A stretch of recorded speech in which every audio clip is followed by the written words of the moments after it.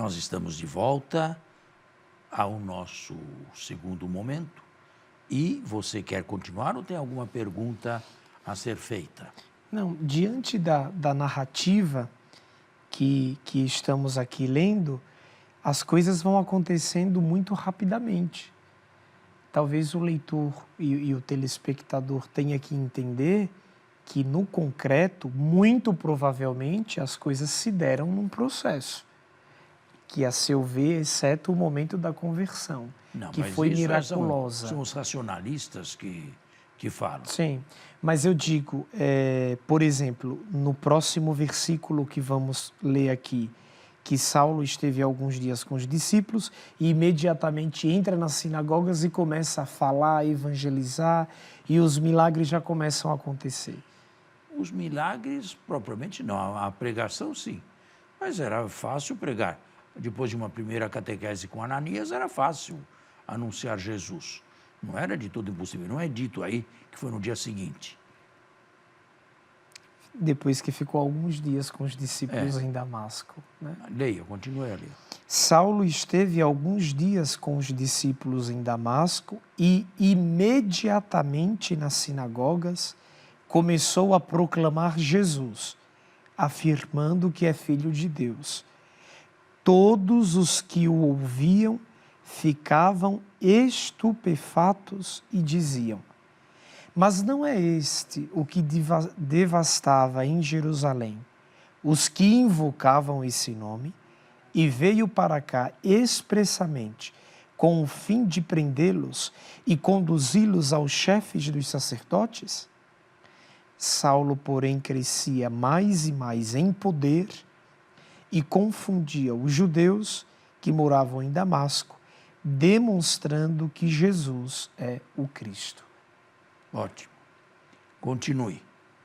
Decorridos muitos dias, os judeus deliberaram entre si como matá-lo, mas Saulo teve conhecimento dessa trama. Vigiavam até as portas da cidade, de dia e de noite, para o matarem. Então os discípulos, uma noite, fizeram-no descer pela muralha, oculto num cesto.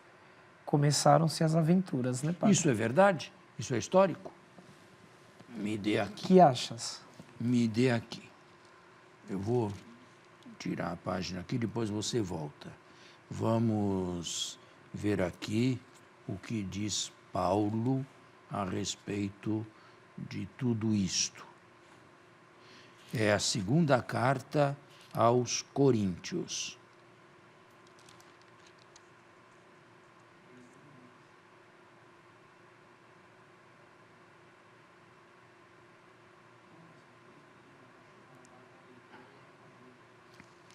Ele diz, mais ou menos, o seguinte: os judeus vigiavam, é uma carta autêntica, os judeus vigiavam as portas da cidade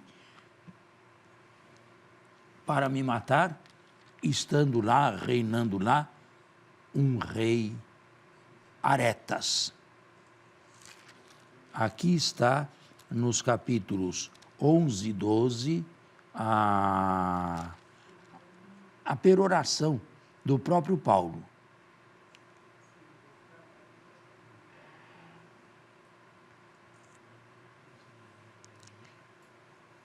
Bem, eu aqui não estou enxergando imediatamente o texto, mas já disse de boca e de decorá-lo. O que significa dizer que muito provavelmente mesmo, é histórico. na carta segunda aos Coríntios, escrita pela própria mão, afirma o que Lucas disse agora nos Atos. Então, é verdade, Lucas não estava totalmente desinformado. Ou então, se preferir, as tradições orais que Lucas recebeu não eram necessariamente falsas. Ele recebia muitas orientações, muitas tradições e escolhia o que pudesse ser o melhor. Aqui ele está perfeitamente de acordo com No chão concreto da história. o chão, ou melhor, perfeitamente de acordo com o que Lucas diz dele nos Atos dos Apóstolos. Ô padre, mas nesse caso o próprio Lucas não deveria ter tido, não deve ter tido como base o próprio Paulo? Haja visto que a carta aos Coríntios é de redação anterior aos Atos? Eu não entendi bem o que você falou. Este dito de Lucas que nós acabamos de ler sobre a conversão de Paulo nos Atos, não foi buscar luzes e base histórica no próprio Paulo? Você pode comprovar que Lucas leu Paulo?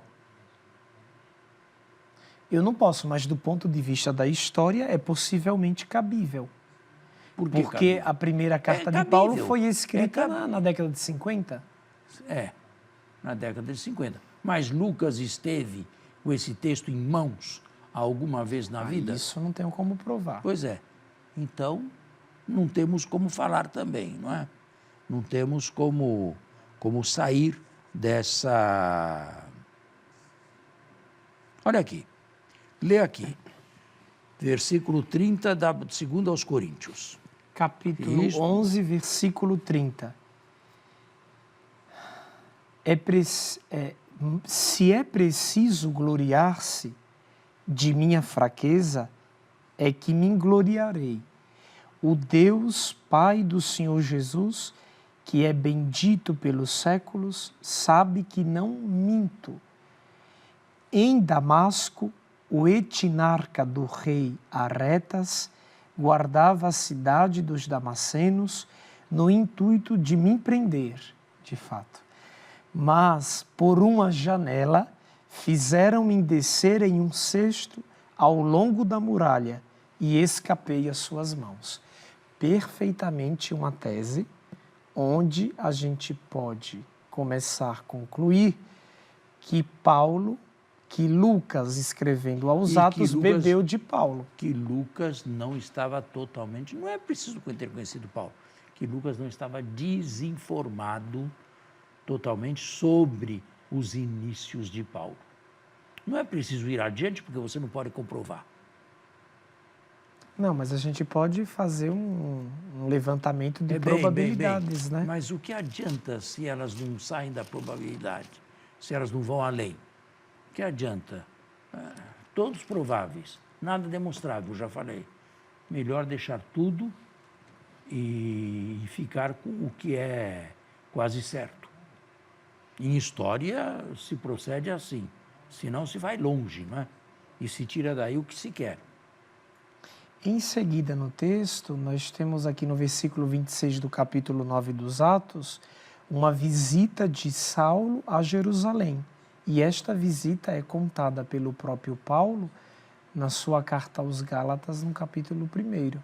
Sim. Que fala, certo. Tendo chegado a Jerusalém, tentava associar-se aos discípulos, mas todos tinham medo dele. Depois de algum tempo, Lucas fala muitos dias, na realidade parece que são 3 anos depois. Ele foi a Jerusalém e diga... E aí que, ao tentar se associar aos discípulos, todos tinham medo dele, não acreditando que fosse de fato discípulo. Então Barnabé tomou-o consigo, levou-o aos apóstolos e contou-lhes como, no caminho, Saulo vira o Senhor, o qual lhe dirigiu a palavra e com que intrepidez em Damasco falara no nome de Jesus. Daí por diante, ia e vinha entre eles em Jerusalém, falando com intrepidez no nome do Senhor. Pois é, mas é primeiramente aceitável que ele esteve 15 dias, ele fala na carta aos Gálatas, 15 dias tentando conhecer Jesus, o Jesus terrestre, pela boca do discípulo, do apóstolo mais importante, que foi Pedro. E aqui continua no 29, dirigia-se também aos helenistas e discutia com eles, os quais, porém, projetavam tirar-lhe a vida, tendo-o sabido, os irmãos conduziram-no até Cesareia, de lá enviando-o para Tarso. Por que os helenistas... outro versículo aí. Entretanto, as igrejas gozavam de paz em toda a Judéia, Galiléia e Samaria. Tá bem, chega. Por que os helenistas queriam tirar a vida de Paulo? De acordo com este versículo. Aqui, mas esta é uma opinião minha, já baseada em escritos de outros também, que são eminentes teólogos e exegetas de linha católica. Provavelmente houve um certo sentimento de ciúmes. É o último que entrou e quer ser o primeiro. Sabe? Na intrepidez, na fala, na pregação, quer brilhar em tudo e causa confusão entre nós. Então é melhor agradecer-lhe muito o que fez e despachá-lo para a sua terra natal, Tarso, na Cilícia. E lá ele vai ficar pelo menos 8 anos. É uma parte obscura da vida de Paulo. O que fez ele nesse tempo? E o processo de construção de comunidades? Só depois que voltou do exílio. As perguntas surgem de todos os lados. Só depois que voltou do exílio, chamado por Barnabé na igreja de Antioquia. Pois é, o nosso programa chegou ao fim, padre. Sobre Paulo nós temos muitas perguntas, mas elas ficarão para o nosso próximo encontro. Enquanto isso não acontece, tenha você uma boa semana. Muito obrigado, até o próximo domingo, já advento, se Deus quiser.